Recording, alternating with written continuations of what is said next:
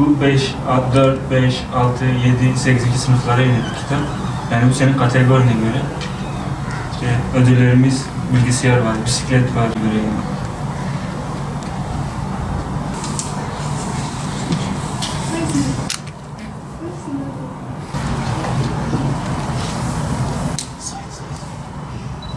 Burada ödüller.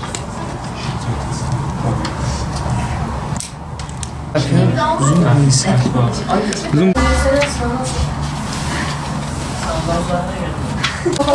Ne zaman?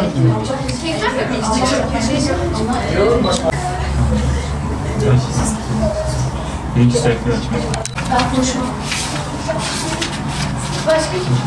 Yaklaşık 5. sınıftan beri, 5. sınıfa gittiğim zamanlardan beri siyer sınavına katılıyorum.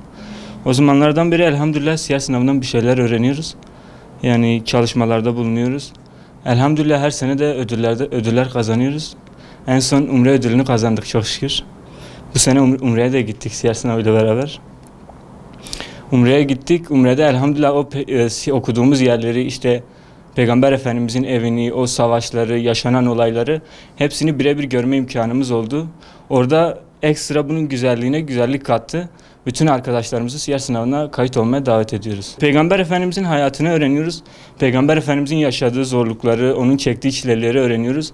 Önderimiz, rehberimiz kimdir, o ne yapmış, nasıl yaşamış onu öğreniyoruz ki biz de onun gibi olalım, onun izinden gidebilelim. Bu yüzden siyer sınavına katılmamız gerekiyor. Peygamberimizin hayatını öğrenmek ve hayatımıza kazandırmak için bu sınava kaydoldu. Kaybeden olmayan bu sınava tüm arkadaşlarıma davet ederim. Peygamberimizin hayatına geçen çoğu savaşı, çoğu şehidin adını. Bu sınavda Allah nasip ederse güzel ödüller kazanmak. Kaybeden olmayan bu güzel yarışmaya çabucak davet olmalarını isterim. Bu Peygamber Efendimiz sallallahu aleyhi ve sellemin hayatını anlatan çok güzel bir kitap. Bundan çok güzel şeyler öğreniyoruz. Mesela Peygamber Efendimiz sallallahu aleyhi ve sellem Mekke'yi fethettiğinde yine de Medine'de kalıyor. Yani bu siyer yarışmasına tüm arkadaşlarımızı davet ediyoruz. Bu kitap bizim Peygamberimizin hayatını daha iyi anlamamıza yönelik çok güzel bir kitap.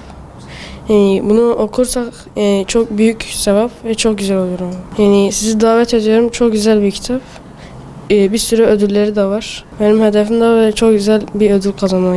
Yani onun hayatını öğrenmemiz için. Yani çok güzel şeyler söylemek isterim. Bu yarışmayı uzun zamandır takip ediyorum. Çok güzel hediyeleri var. Bir insan burada hediye kazanmasa bile Peygamberimiz hayatı hakkında çok güzel şeyler öğreniyor. Herkesin bu yarışmaya katılmasını tavsiye ediyorum.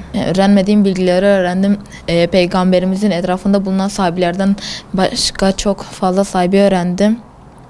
Peygamberimizin yaptığı farklı savaşları öğrendim. Çok güzel bir kitap. Lütfen katılsınlar. Bu siyer yarışması çok güzel.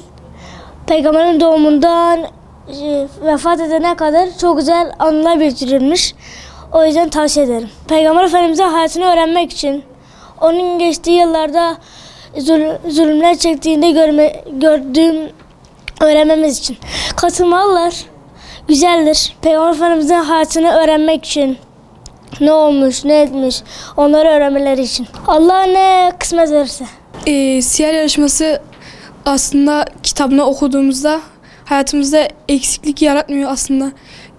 Kitap zaten insanlar kitabı normalde de okuyor.